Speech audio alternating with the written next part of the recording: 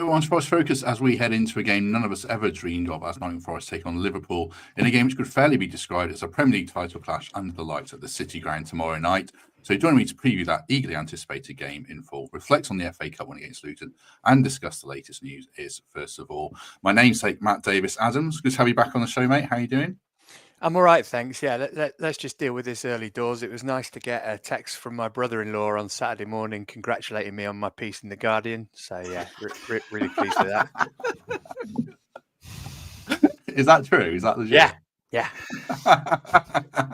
Even after we looked at the picture as well, you and Greg getting really close, really up close and personal.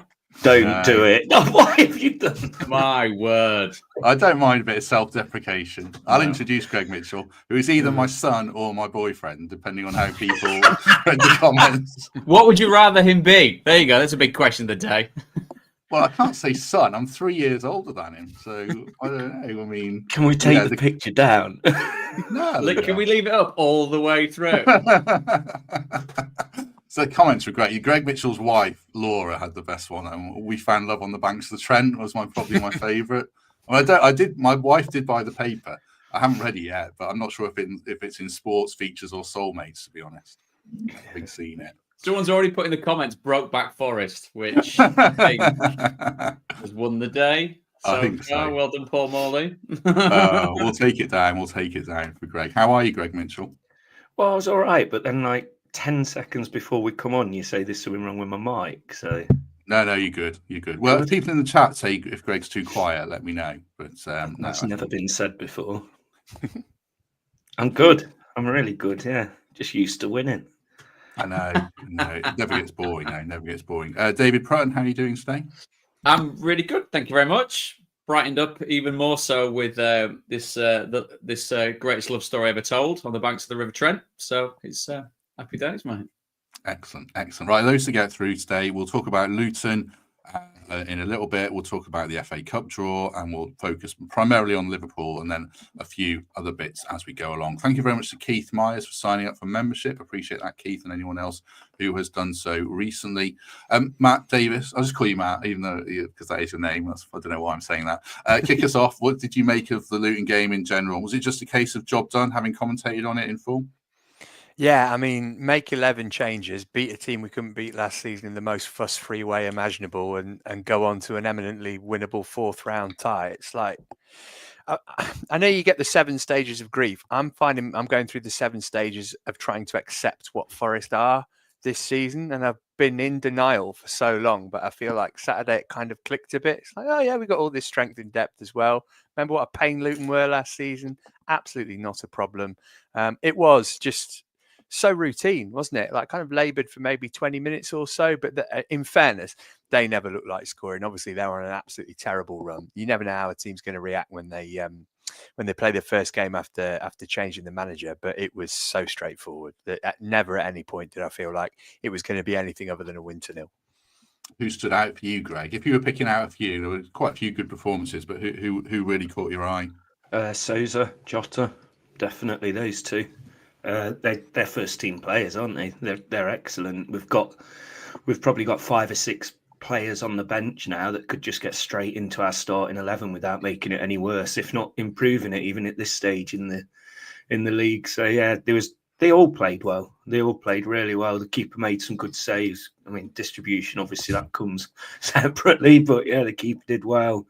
Obviously the back too, just the same as ever, just keeping it clean sheets, which is just incredible. And that's what's got us where we are in the league, as well as now the next round of the cup. So yeah, I think they all played well. To say they're not used to playing in front of that big crowd, a lot of them as well. They haven't had the game time.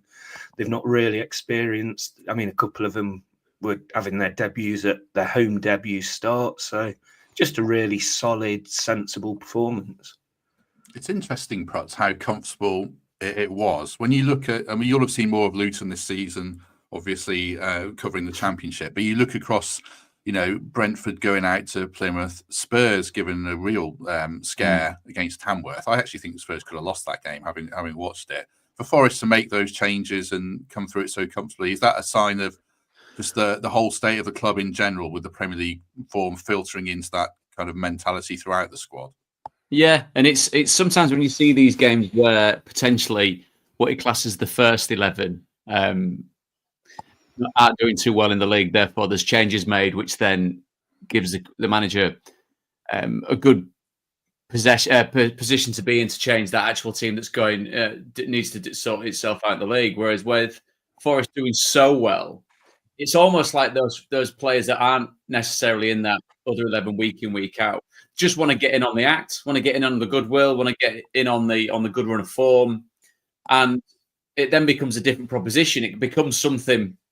I'm not saying if you're a player coming into that you're a bit fearful because of how the other team's doing, but it's a chance for you to go and really assert yourself, remind the manager exactly what you're about. Although obviously Nuno sees them every day in training, but in that match situation, these ties can be potentially tricky. I'm well with you on the Spurs one. I thought it was a cracking game and a couple of chances right at the death for Tamworth, where you know what I mean, just a poke over the line, and then it's suddenly one of the biggest giant killings you've ever seen. But for Forest to come up against a very out of sorts, very out of form Luton side that has obviously cost Rob Edwards his job, there was a slip-up potential there, but I just think it reflects so well on the management, on the attitude of the players, on the vibe around the ground, that you could make those changes, and it was normal service. To me, without wanting to tempt any fate ahead of the games that are coming up, it's a very well-oiled machine that's running superbly at the moment, isn't it? I'd say from top to bottom, but obviously minus potentially what happened before the game on Saturday. Yeah, we'll touch on that. Loads of messages about that, and I was tagged in an interesting Twitter thread about that. So we'll come to that. I just want to talk a little bit about Taiwo. Matt, there's always one player in the spotlight. It was Elanga a couple of weeks ago. It's been Yates. It feels like we're always having, referendums on the futures of our players. We'll come on to that a little bit on Taiwo. But what did you make of him in general? Was he as bad as a few have said? Was he as good as a few others have said? Where were you at on him? I think he was a 6, 7 out of 10, to be honest. I think we have to accept that he has been severely diminished by the injuries that he's had. He's not the player that he was in the first season that we had him. But in the same way, Forest probably wouldn't have been able to get him when they did if he didn't have the injury history that he did when he joined. So this was always the problem that we were likely to run into. It's a no-win situation, isn't it? If you're a Premier League striker playing against one of the worst teams in the Championship and you don't score a goal, then that's the headline. It doesn't matter what else you do in the game. I thought his link-up play was okay. He's pretty decent with his back to goal. But he didn't have many clear-cut chances. Obviously a fair amount of that is on him, but not all of it. It's about the service that he's getting as well. But the problem that he's got is that he's not going to be able to play himself into form, because unless Chris Wood gets injured, he ain't going to start until we play Exeter next month. That's just the fact of it. So I'm not really sure what people would expect for him. He's not going to get starts. He's not going to get 90 minutes. He's not going to get the chance to play himself back into form, if he can even do that. As I say, I think he's been severely diminished by injuries, and he's not going to get back to what he was whilst he's a Forest player, because he isn't going to play enough. That leaves a conundrum then, Greg, doesn't it? Because he still looks to me like a good bench option. Because I thought for 25 minutes he was good. And then whether he was knackered or what in the second half, he wasn't effective in the second half. So does that conundrum mean you've got to sell him, or do you stick with him and hope you get him back right in the summer? Maybe, I don't know. What do you think? I don't think you can sell him because we just haven't got the support in that area. So unless we buy an improvement, like a big improvement, one that could challenge Wood for a starting position, then you can't sell him. There's just not enough players in that position. I'm so glad we're through to the next round because he gets another start down there. And we just have to stick with him. I think selling him would be a terrible decision unless we've got some real potential coming through the door, which you never know with us. Like, you almost expect a big signing. But yeah, he's not the player he once was, but he's also had some horrendous long-term injuries, and we've seen it with players before. They can come back from it. Maybe it is a match fitness thing and just not getting his boots on the grass as much as he'd like to, but he's going to have at least another opportunity to start this time next month and go from there. But of course this team's interested. It's just, can they afford him for one, and would they take the risk on him like we did, which has clearly paid off over the 3 years. But at the minute, he's not the starter, and he's got to really improve to make sure he gets that opportunity again. Yeah, I suppose Chris Wood's a kind of a prime example of what can happen, Prutz. Fortunes can change massively. I suppose the question is, can it change with with Taiwo if he doesn't get minutes? And then, as Matt says, how's he going to get the minutes? Well, it also depends what the player wants or what the player believes he should be getting. If he's part of a squad which does unbelievable things this season and potentially gets into Europe, then by necessity of the games, there will be a need for a big rounded squad that can fight on a couple of different fronts, won't there? So I'm not saying he's just got to sit there and bide his time, but he's just got to sit there and bide his time. If he wants to go, that now's the time, obviously, to do it. If the price is right and the wages are right for everyone involved. But I think, as Greg says, if you look at what he's done over more than one season as a collective input and as a collective contribution, it's very much one for him to be happy or pleased with, and for Forest fans broadly to be pleased with, because as a collective, this bunch of players, some ridiculous signings notwithstanding, have been obviously wonderful and a huge part of what has made this current incarnation of Forest so successful so far. But Chris Wood is obviously the main man. Not saying that there was a need to stick with him through really tough times, but I think I said when he came in that he'd be a decent and very workable signing for Forest. And my word, has he been that and more. So someone like Taiwo would be frustrated without the games it's getting. Going on to Matt's point, if you're going month to month and just counting your minutes, it's not a good position to be in as a player. If there are kind of bounce games in between, great for the fitness, not so great for keeping you with that kind of Premier League 3 o'clock match sharpness. But it's down to whether the player is okay handling that, and if he's happy enough to be a bit part player, because not everyone could be that first name on the team sheet, can they? And at this moment, it's quite obviously not that, because you've got a player that's, I don't know, not knocking the kind of goals and creating the kind of quality that is deserving of one of those first names on the team sheet and what Chris is doing. So it's very much down to the player, and obviously as well that financial side of it. If Forest suddenly kind of float him out there and someone comes in with a big number, then again it becomes a different situation and discussion. Yeah. I mean, I think the thing for me is that I always hate doing this with players is he comes on at Everton and looks decent. He scores against Wolves and we say he's back. He has a pretty okay game against Luton and we say he's finished. I always think there's a little bit more to it than that. And I certainly think that's the case with Taiwo. But as Prut says, Matt, just finishing off this section, we're always mindful of PSR. If the right offer comes in, do you probably sell him and, look back fondly on a good servant for the football club? Yeah, but what's the right offer?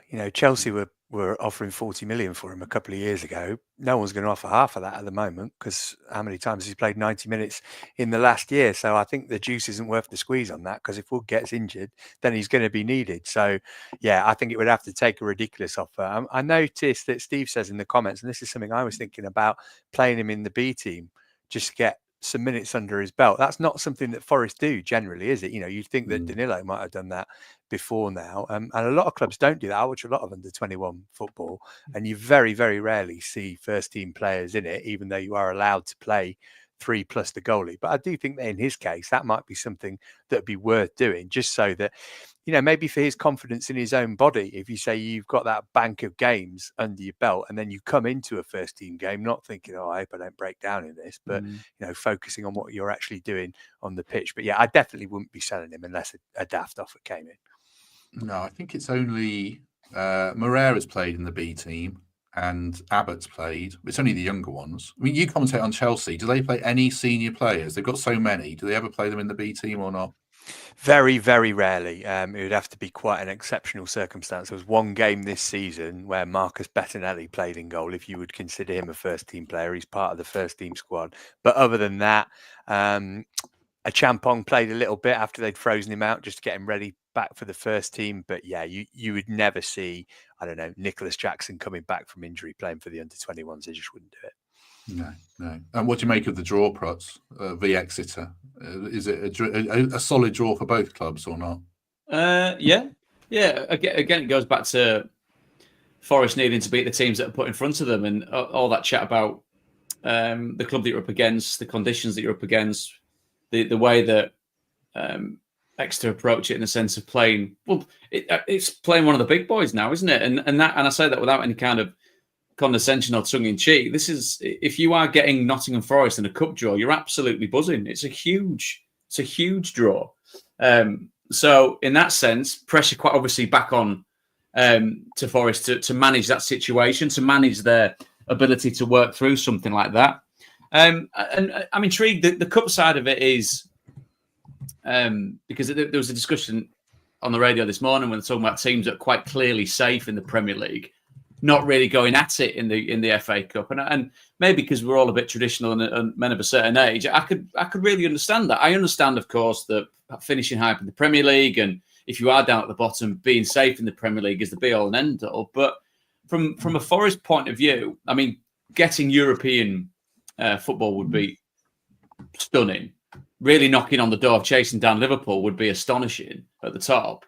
But a cup run which sees Forest flex their muscles in different areas with a not a big squad, a good standard squad that's deep. I think that just really dovetails back into what that wonderful winning mentality in the Premier League is, don't you? It's something absolutely to be celebrated, and it couldn't have been too long ago that we maybe would be discussing Forest in the cup as it being not the best distraction. How they're trying to get the team promoted up and out of the Championship into the Premier League, or then securing and consolidating the Premier League. Now it's absolutely something to be really, really celebrated and to be managed with the respect it deserves. Because yes, again, like I said, European football would be tremendous. The coffers would be full. But imagine Forest with a cup final win under the belt come the end of the season. That's football and tradition and history right there, isn't it? Oh yeah, certainly. I assume, are you ticking off one of the 92 here, Greg, if you get a ticket? Yeah. I mean, well, I will do. Luckily, I'm in the bracket to be able to get one, but I was delighted with the draw. Fan-owned club as well, Exeter, so fantastic. And make sure you buy a beer down there, give them as much money as you can, because they're a brilliant club. And I mean, if only, I suppose it could have been at our place, they could have got even more money. So this is why the FA Cup's so special, isn't it? They could probably survive for, I don't know, a year off a big draw like this if it goes well for them. So a proper terrace as well. It'll be a great day if the TV gods are good to us and it isn't stuck on a Monday night or something like that. A Thursday night at 8:30. Yeah. Don't. But no, just fantastic. Brilliant for them as well. Some of the interviews they've done were great. Good for our team because we can hopefully put out a very similar team to what we did do against Luton. So it's just a brilliant draw. I didn't see, and it's a rarity with Forest and cup draws, I didn't see one person online moan about it. I think it's a great draw all round, and hopefully a brilliant day, and we get through and get another winnable game in the fifth round. Who knows? See where we go. It's better than Stoke v Cardiff, certainly. I saw that was one of the highlights. That is a gripe, by the way. Poor old Tamworth missing out on a replay. That would have made them, they reckon like £900,000 or something. A club like Tamworth, that keeps them going for a year or two, doesn't it? I mean, it is. We all know why they've done it, and it's obvious reasons. But the perfect tweet was about it's a shame that they couldn't get the replay just so Spurs can go out and play Newcastle 3 days after in Australia, and it is as ridiculous as that. So they did themselves no harm yesterday. That was fantastic showing from them, and just a shame they didn't get what they deserved.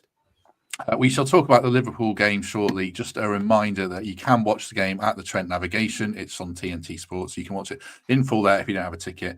And if you've got a loyalty card, you can get double stamps all through the month. And if you don't have one, you can ask for one at the bar and they will sort you out. So do enjoy the game at the Nav tomorrow night, 8 o'clock kickoff.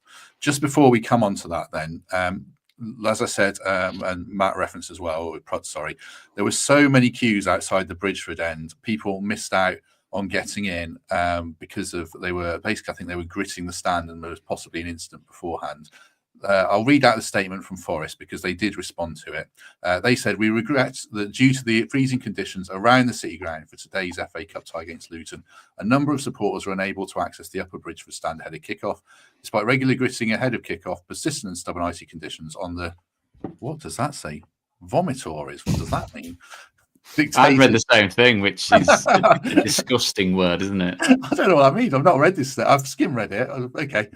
Anyway, that dictated that a small number of turnstiles providing access to the upper Bridgeford stand had to be closed in the interest of safety and of supporters. Thankfully, the vast majority were inside the stadium within 10 minutes of kick-off, but the club wishes to apologise sincerely to those fans who were inconvenienced as a result. The safety and security of our staff and supporters is our number one priority on match days. So I was tagged in loads of tweets, and I'm sure we all saw them, people saying they were outside the ground for significantly longer than the 10 minutes, very unhappy. On the flip side of it, you get people saying stop moaning. A guy, I think his name's Rob Carlisle, tagged me in a letter. He got lots of praise. He also got called a moaning snowflake CU Ed, and you can fill in the other bit and stuff like that. So it's that's Twitter for you, certainly.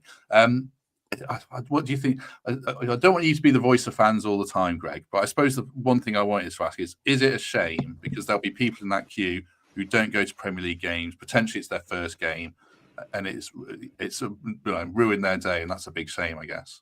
Oh, it's a massive shame, and you've got to have nothing but sympathy. I remember playing Burnley in the Cup the first season we got promoted, I think, and we changed seats and went into Upper Bridgford, and the queues were horrendous. I sent a tweet Saturday morning saying get to the ground early because there's always problems on Cup days because everybody's got either a digital ticket or not their usual seat, or it's always going to be delayed. And added to the weather issues that the club clearly had, I don't think the actual stadium opened till 2 either, which was a rarity.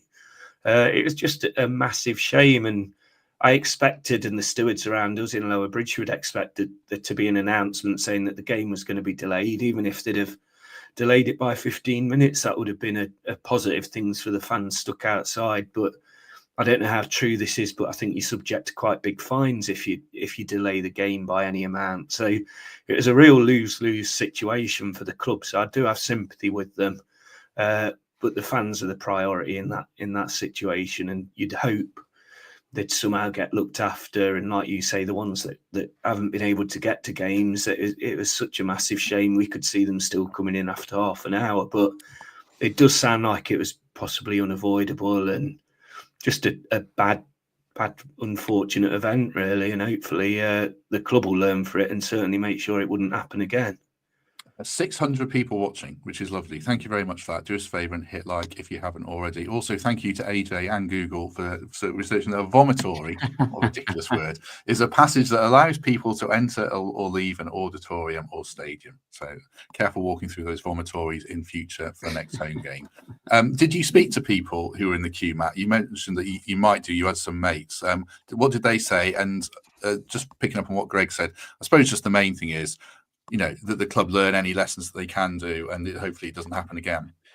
Yeah, I mean, I've got to say, I was in the stadium from midday, and as it did open late, as Greg says, I just assumed that the Upper Bridgford wasn't open. I thought they would not have sold enough tickets because there was absolutely nobody there. It was very, very strange. But yeah, several of my mates, some of whom are season ticket holders in the Upper Bridgford, and one with his young lad, one who hadn't been to a game in 20 years, they didn't get in until just before the first goal, which is really bad, I think. I mean, we give them Forest loads of praise, and rightly so, for the stuff they've done off the pitch in recent years. But I'm not a season ticket holder, so when I am able to get a ticket, which even as a member is obviously really hard to do, it's never in the same place. So I've been in every stand several times over the last few years, and for every game when I'm in the Brian Clough stand or the Trent End, it's a similar thing. It takes you 20 minutes, half an hour to get into the game. You're always going to get problems because the stewards are quite often people on maybe 0 hours contracts, and they're students trying to just make a bit of money. They're not dead into it,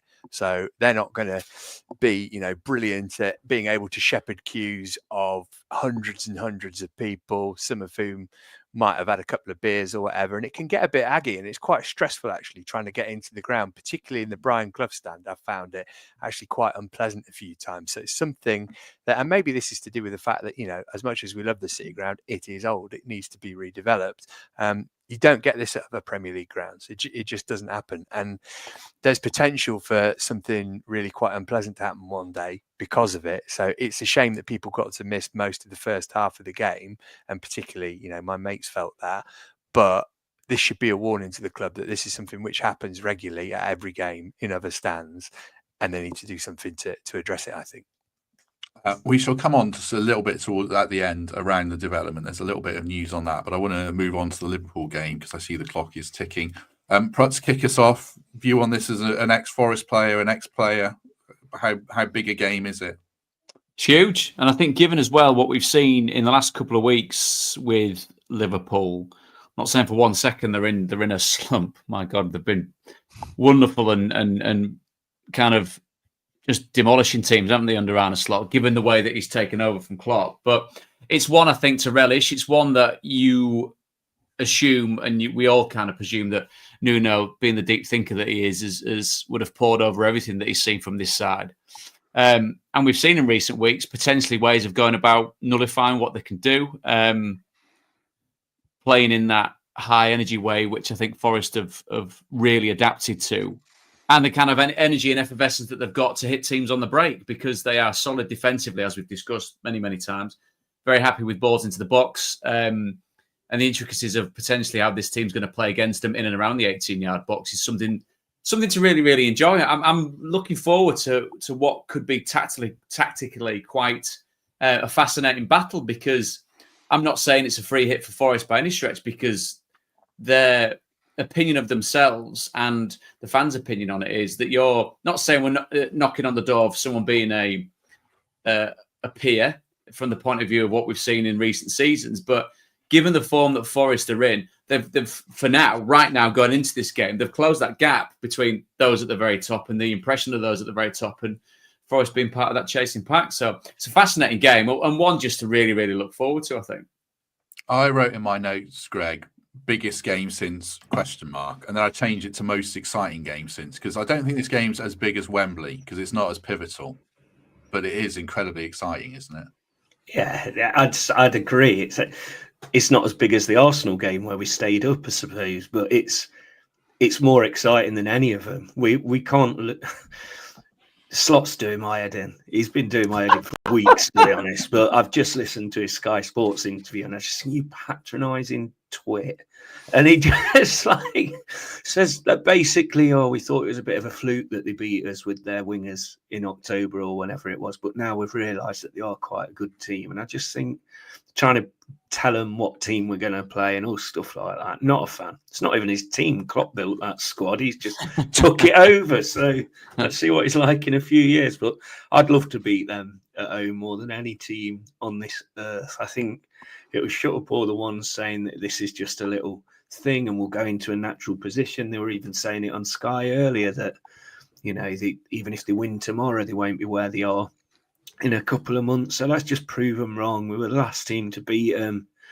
Could do it again. It's going to be one of the most memorable nights. I keep hearing the old song coming out that, what is it? We're better than United. We're louder than the Cop. We're second in the league, but we should be at the top. I think if we're singing that tomorrow night, just amazing.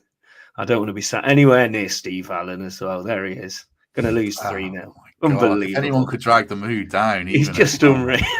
But no, what an opportunity. These players deserve it. The manager deserves it. And we can absolutely beat them. We owe them for last year as well, how we were absolutely cheated out of it at the end of the game. So, yeah, it's going to be huge. I don't think you'd have heard a 10 minutes atmosphere like that at the start of the game that we're going to see tomorrow. I think it's going to be incredible. Bring every single bit of scarf and memorabilia you've got, just make it an unbelievable experience. And we're all lucky to be there and see it. None of us thought this would happen, not even me.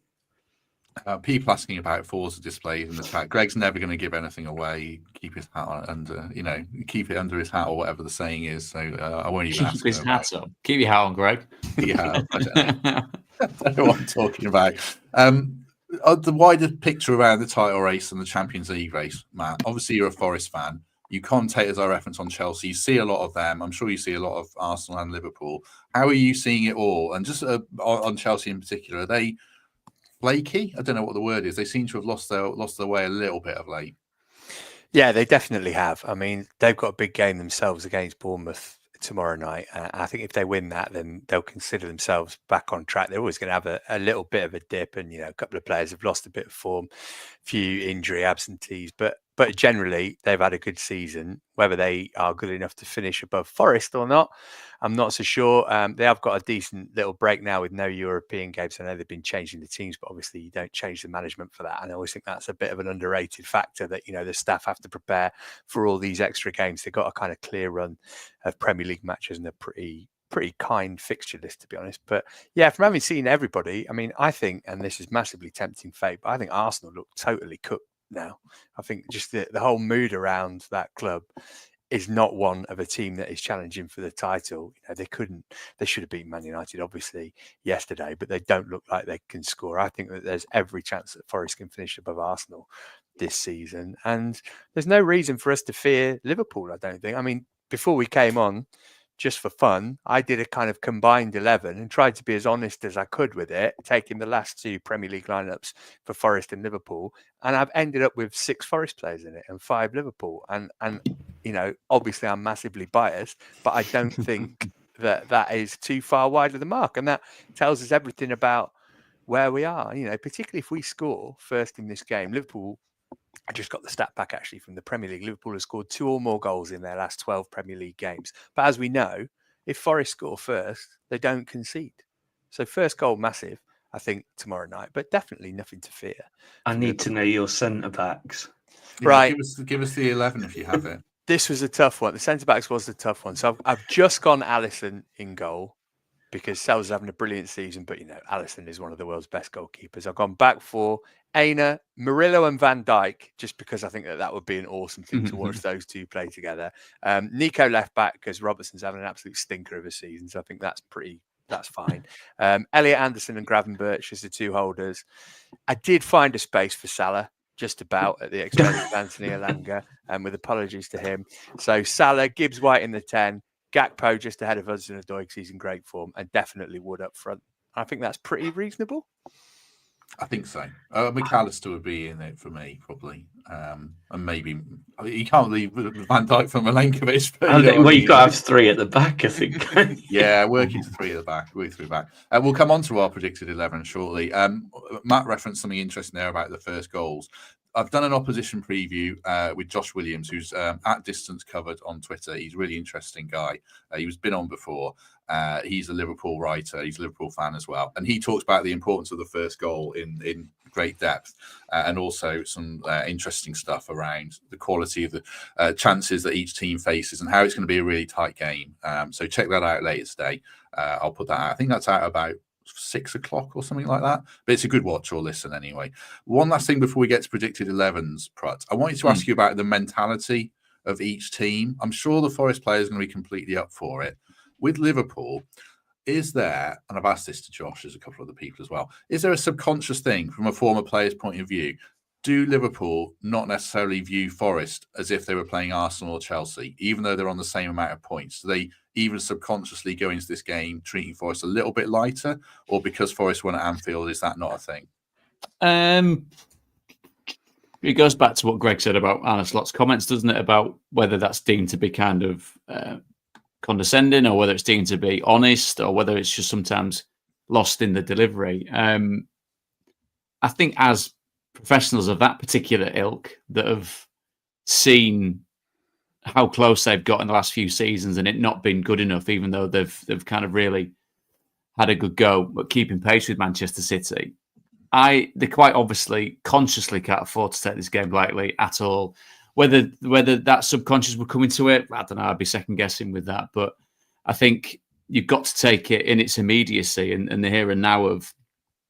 Traditionally, of course, you're talking about rivals such as Man City, such as Man United, such as Arsenal for Liverpool. But in this season right now, it's Forest that are up there snapping at the heels, and they've got to be as kind of serious about it as they should be. I mean, the question is about the subconscious side of it is, and that'd be me second guessing. But as elite professional athletes that are pushed on by a good manager and players that set the bar, like a Salah, like a Virgil van Dijk, I can't think for one second they'd be taking any of this lightly, even in kind of a tactical or even in a physical sense, because Virgil van Dijk knows he's going to be in a battle, doesn't he? The bottom end of Liverpool's midfield knows that Forest have got very, very adaptable players that can operate either on the break or in and around the 18-yard box, akin to potentially what Liverpool have got themselves. So I can't think for 1 second, if they truly believe that they're going to bear down on the title, given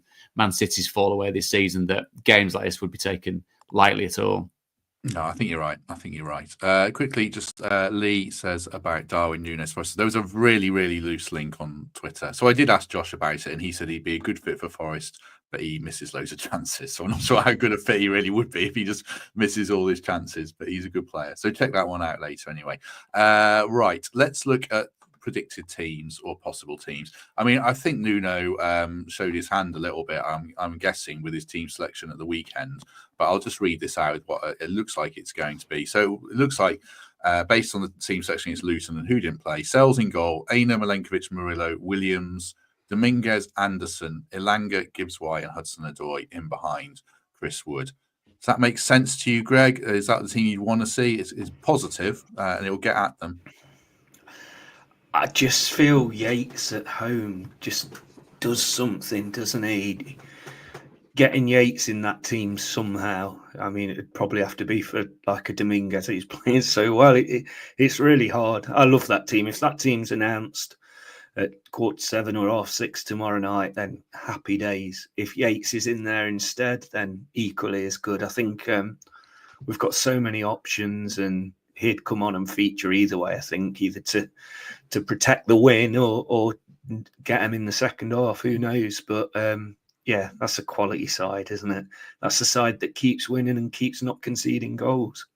It's a lot of onus on Nico Williams, I guess, is the thing you're looking at, Matt. When you say, obviously, Alex Moreno did such a good job on Salah. Nuno does back his players 1v1, and he could support him with Murillo and Anderson, but Nico's probably the one in the spotlight, I guess, in that team.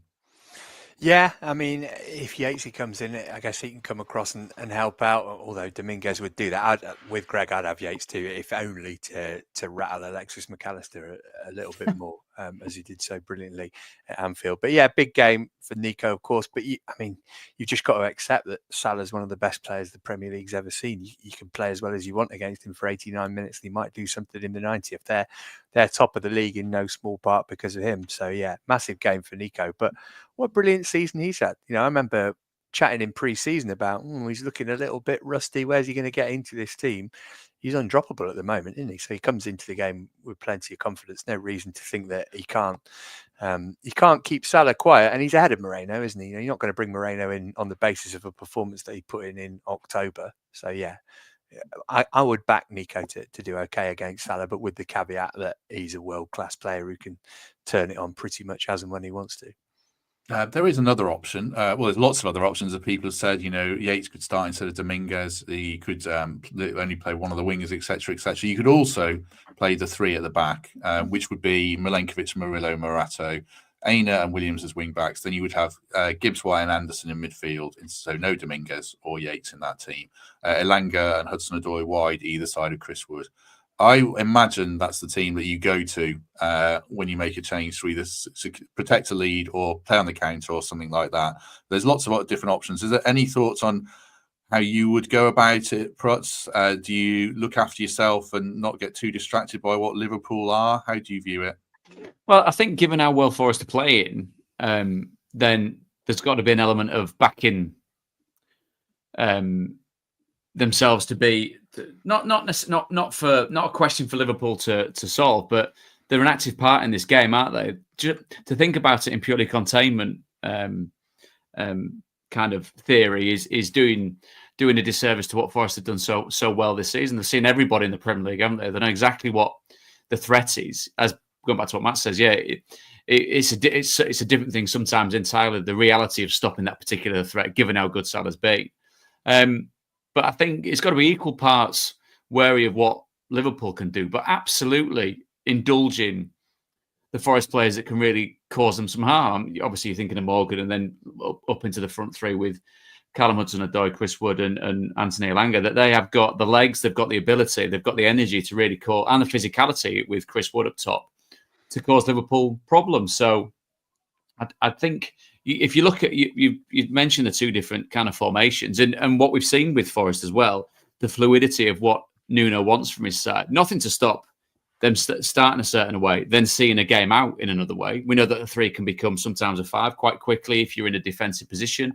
If someone needs to double up with Nico to be able to help him with Salah, there's another option from a containment point of view. And if you get the responsible players in, which that spine really does suggest that there is a real responsibility to it, and maybe with the Yates chucked in at some stage to marshal the game to a finish, then the chemistry, I think, is absolutely spot on with both kind of incarnations of the teams that you put up there, because I think the game will throw up different questions at different times, won't it? Yeah, I think so. A lot of division in the chat about Yates versus Dominguez seems to be the only one. But you back both of them to do a good job, whoever starts, I'm sure. And Paul pointing out about Nico doing a good job against Salah in 2022. Did he play left back that game? I don't remember, but he does a good job. Someone as well, perhaps just quickly, saying about a right-footed left back helps against stopping Salah when he's cutting in. Do you see anything in that or not? It's unusual to have a right-footed left back.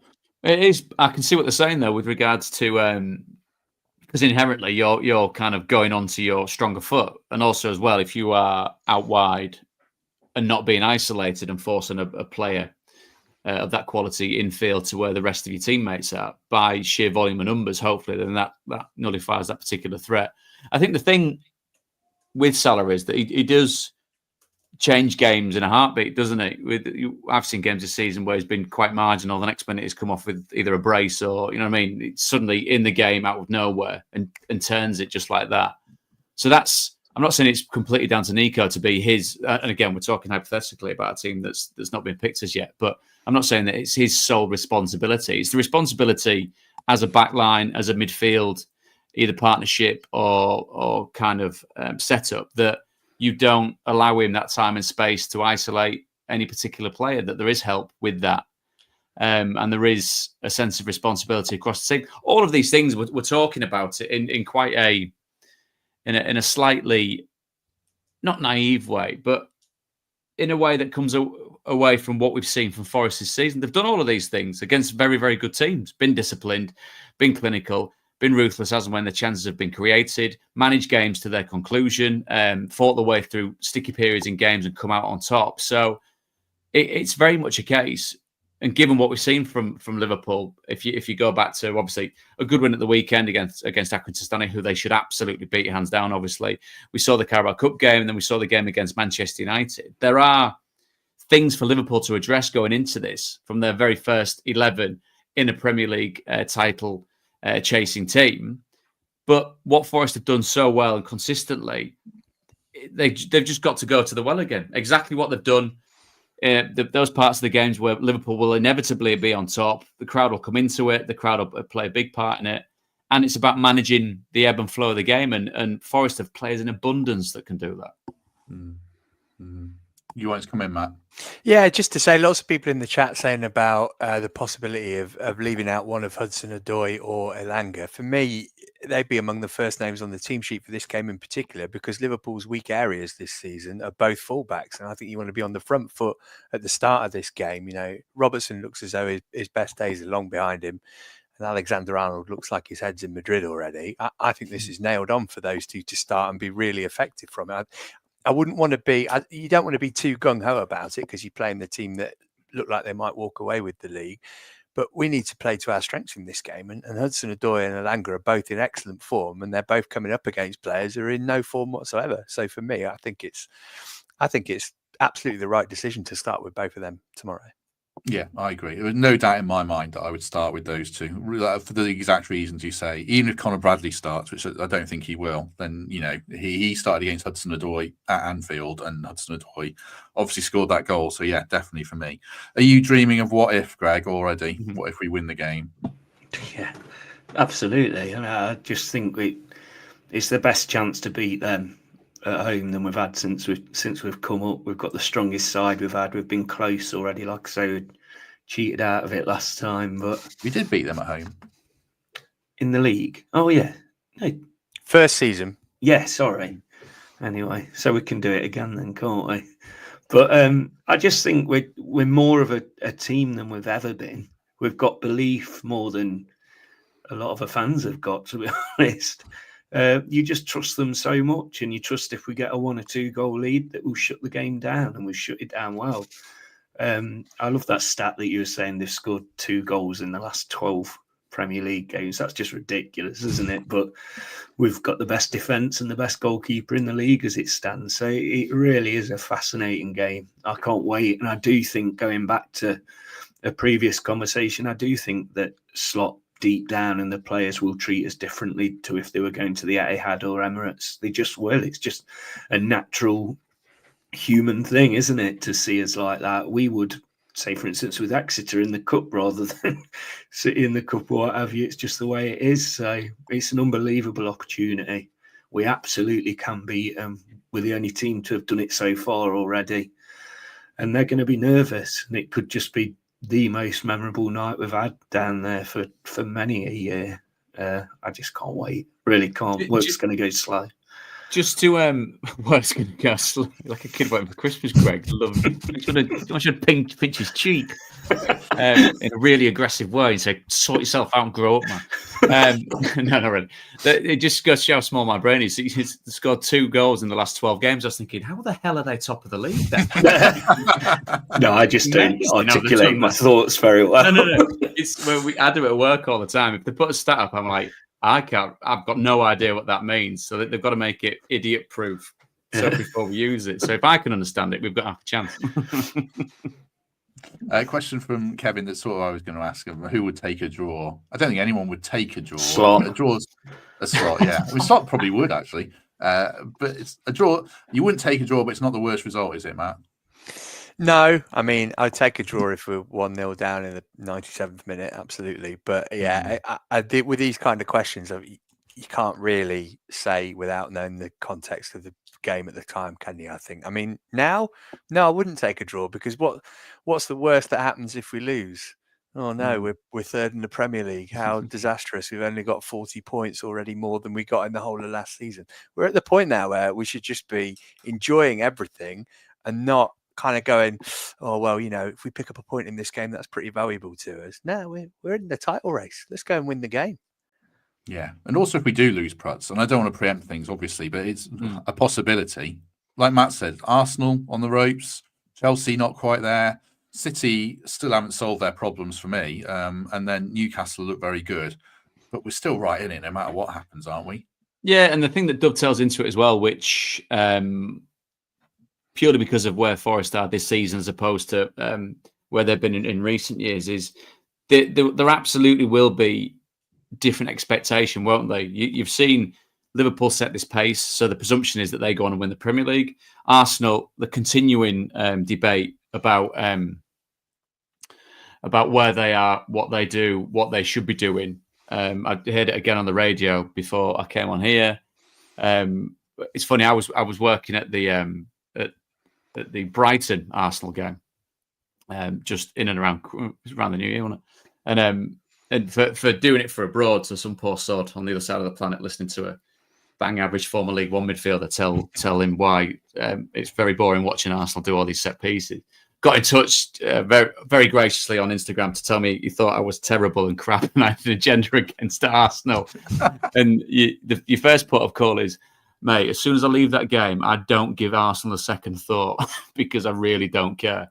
But it's a broad brushstroke for Arsenal fans, but there is that sense of they think they get treated differently, and they think that people, are sandbagging them and all that type of stuff. No, nobody cares. But you're a good enough team that spent enough money to be really knocking on the door of the top of the Premier League, whereas Liverpool are doing exactly what they're doing. So Forest being in and around there, I think, is wonderful because it's rubbing shoulders with people and teams that, well, yeah, we're always here. Yeah, but you're still not winning anything. So Forest being where they are they've got as good a chance. Chelsea, going back to Matt's point, Enzo was very much dialing down their ability to win the Premier League. Suddenly the form in the league does dovetail into that. And then there's almost a shrug of, well, I told you so. Well, no, you've got a £1 billion squad. You should be above Nottingham Forest. And Newcastle, what we've seen from them and Manchester City, still, we kind of think at some stage they'll get their act together, but maybe not, given, obviously, the dressing room unrest with Kyle Walker wanting to move on as well. So I think maybe that lack of expectation around what the discussion is at the top end can really help Forest in that sense, because we saw it before, and I hate to use the L word, with Leicester, didn't we? Everyone just presumed that they would fall away, didn't, and they confounded expectations. And with Matt, why the hell Forest can't, I don't know. Just lastly, Greg, then on the game before we finish up, just the occasion, the atmosphere. You'll have been there when Liam Trotter scoring a goal in front of 8,000 fans to get a draw against Rochdale at home or something like that. That was popped up on Twitter recently. He was in the vomitorium, literally doing that. Where you go, I can't believe I'm here. It's terrible. It's not going to be like that tomorrow, though, is it? It's just going to be one of them, isn't it? I said it a minute ago. I just think if you can't get excited about a game like this, then you shouldn't be in your seat, really. And it's just, I do truly believe we can beat them, and I wouldn't take a draw right now. I just think that we've got everything going for us. It's just a magical season so far, and this 0.001% chance of a title that people keep talking about, let's make it 0.02 and go from there, because any kind of points tomorrow helps towards the European charge. I spent years dreaming that we could get to the Premier League, and now that's a normality. You dream of Europe, but you don't truly believe it can happen until you get that. And 3 points tomorrow would be a massive step towards that, and it would change a lot of people's opinions. We thought in October that was our one big win away from home, and look what we've done since. We talk about Liverpool scoring 2 in every game. We don't concede goals. We've not conceded goals in God knows how long now. December, wasn't it? So it's fascinating. It'll be fascinating for the people around the world watching. It'll probably have more viewers than we've ever had at a game. The whole world's going to be watching and anticipating what could happen. And just imagine if we do it.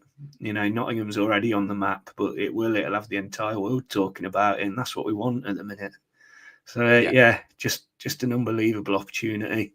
Bring your scarves, bring everything you can, just make it as memorable as possible, because we're all very privileged to be there, the ones of us that can be. I think you might get a real kind of, given what we've seen in the last week or so, there could be that iconic picture place now where Greg and Matt, just that pose just under the badge at that end of the Trent end, just queues of people trying to, like when they try and do it with the sun and all that type of stuff. They'll be doing just holding each other. That pose of the alpha just behind the other part of the. I don't swear on this because I know Matt's mum watches. Do it. So she's the worst one. She swears more than anyone. He told me. There were I don't know if Greg will plan this. There were worse photos. There was one where he had me like leaning with my head on his shoulder and stuff, like we were announcing our engagement and was stuff. Was this done as a joke? Clearly, but we weren't in on it. No, we didn't know what was happening. Amazing. And also standing, the Christ the Redeemer statue above Rio with our arms spread wide in front of the Trent end. I was like, oh my God. They've had you on here, haven't they? Surely all these pictures have got to be released for channel members as bonus content. No. Definitely. No. Well, they're on a specialist website, Matt. I mean, it's quite niche. They're currently on Greg's OnlyFans with a sign-up offer, yeah. Right. I'm cheap at the minute. Just before we wrap things up with a couple more points to talk about very briefly before we depart, a word for Global Telemetrics. In fact, a video from Global Telemetrics, then a few words. Can't start it without this, mate.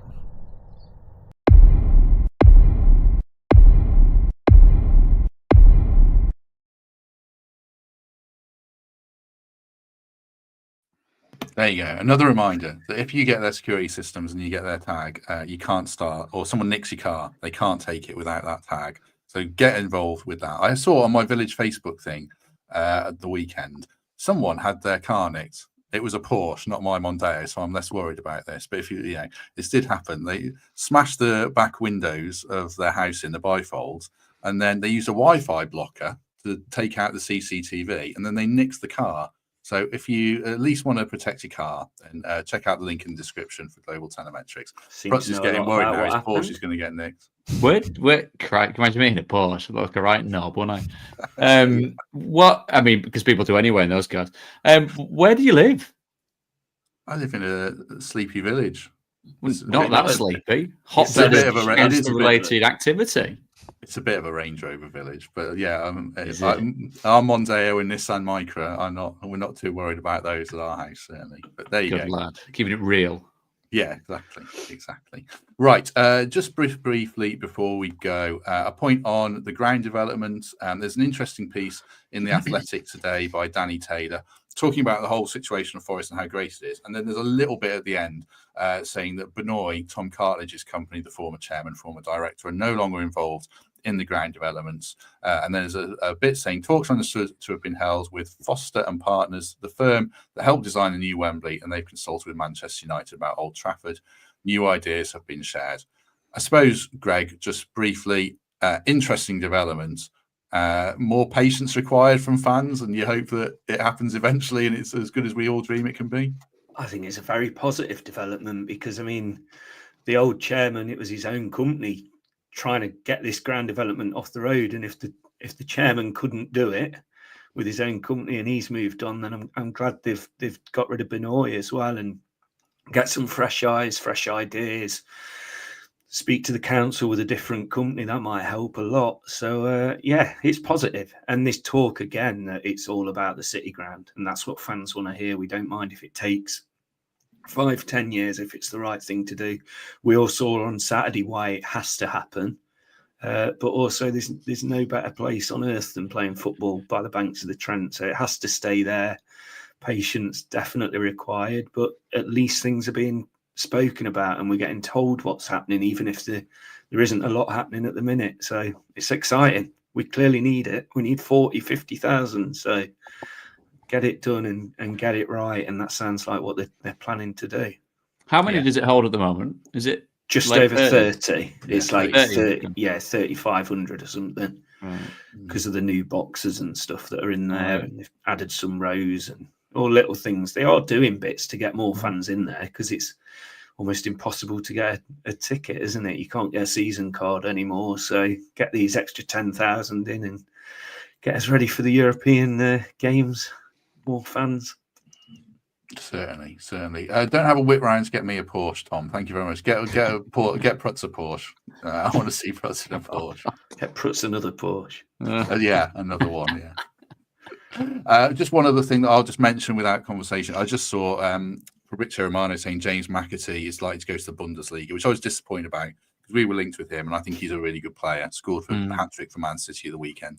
So that's a shame. But it's interesting. We're 13 days in and we're still talking about what Forest need and some very loose links and nothing crazy, which is a good thing, Matt, isn't it? Yeah, I think so. I mean, Romano's MO at the moment seems to be, if in doubt, link player with Bundesliga club. So we'll wait and see on that one. But yeah, we don't need anybody at the moment. It'd be nice to have another option up front. But as we saw on Saturday, made 11 changes, won a game comfortably. Wouldn't have any doubts about any of those 11 players coming into a Premier League game. So yeah, don't upset the apple cart by bringing in somebody who's maybe expecting to play all the time or might not be the right fit. Stick with what we got, I reckon.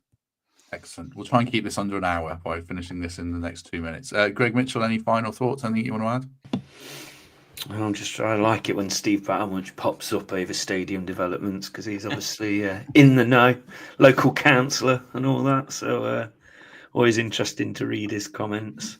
Yeah. So I'll read his comment out just quickly. Steve, who's a councillor, says, never a great time to knock down a stand and reduce capacity if we're in Europe, but can't get bigger stands without knocking the old ones down. That is true, Steve. So we'll see how it develops, certainly. Anything you want to add, Greg? Yeah, it's just about tomorrow night. Get in there early. Don't be in a queue. It's still going to be cold, so let's all learn from Saturday. Bring your scarves, keep yourselves warm, and get them in the air because it's going to be an amazing night. I can feel it. Greg's eating up most of the time here, Matt. Anything you want to add?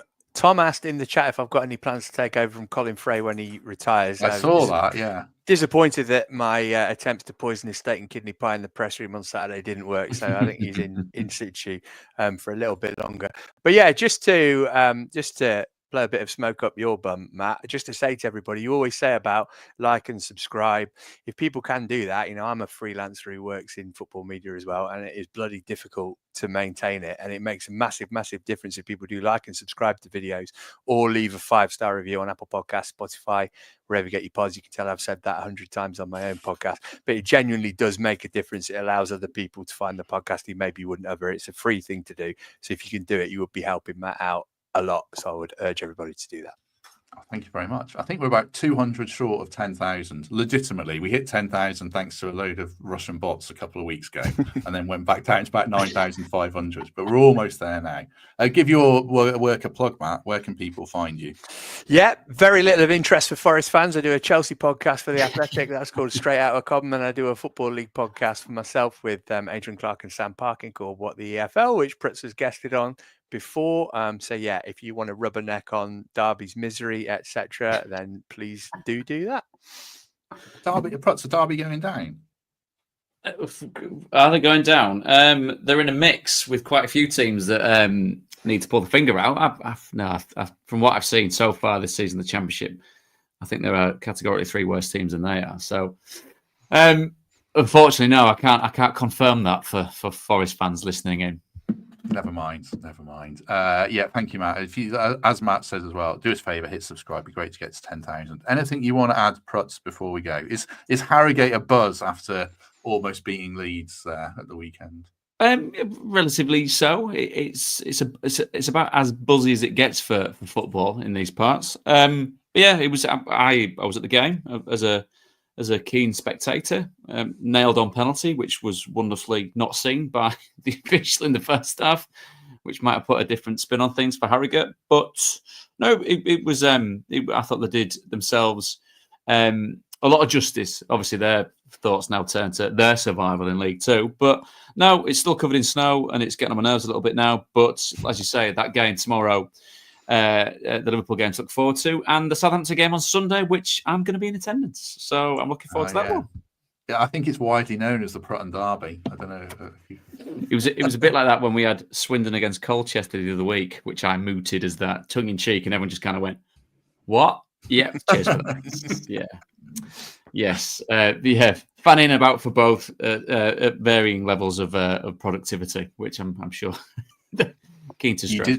You did a fine job on the Sports Agents podcast. I heard that as well. So you're spreading the word at Forest. That was very well. good. Thank you very much. And as we well know, people that put themselves forth as fountains of knowledge need to tap up people with fountains of knowledge. So Matt, I do really appreciate your help with all that. Thank you very much. If you need the inside track on, I don't know, motorbikes, give me a shout.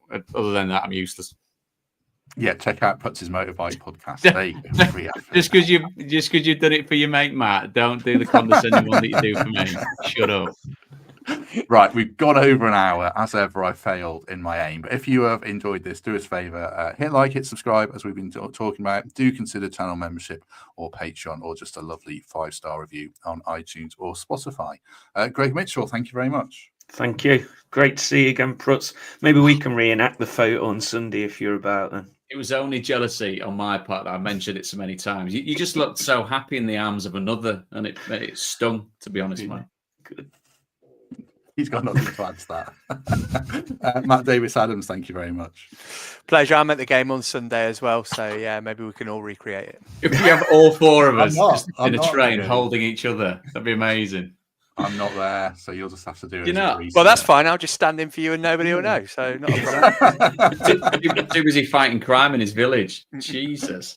I'm not fighting it. I'm standing well back. Like I said, he knew too much about it to be fighting it. I think he was in on it. You knew a lot. Yeah, you really did an inside job, wasn't it? That's a scandalous allegation to end on. But David Prutton, thank you very much. My pleasure. Lovely to see all 3 of you. Yeah, lovely to see you. Lovely to see everyone. Thanks very much for your company. We'll be back. As I said, there's an opposition preview coming out later today with Josh Williams, and then we'll be back tomorrow with a post-match show with Mark Southerns and Emily. So do join us for that. But if not, we shall see you soon.